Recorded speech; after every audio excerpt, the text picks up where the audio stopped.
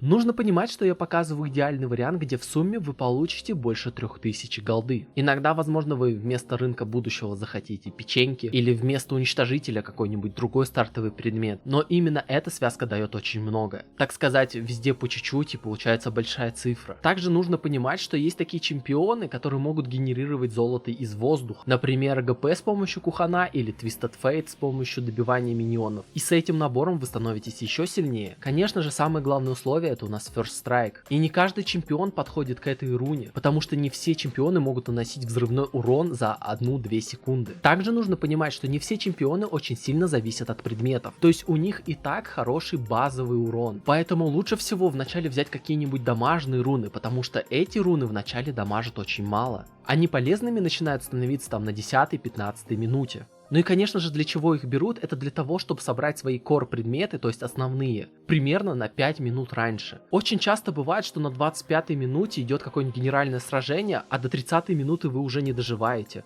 Именно тогда эти руны помогают. Бывают, конечно же, такие ситуации, когда, например, как вот этот ТФ с помощью одной карты. Вот на этом примере, например, 62 голды. Представьте ситуацию, что каждая вторая карта будет приносить ему около 40-50 голды. И в итоге мы получаем, что на 24-й минуте у него уже full билд. И посмотрите, у него не так уж и много киллов. 10 киллов. Всю работу за него сделали руны. Ну или давайте вот еще один пример на сшивание. Сколько она денег делает за одну ульту? Никого не убила, ничего не сделала, просто надамажила. 172 голды.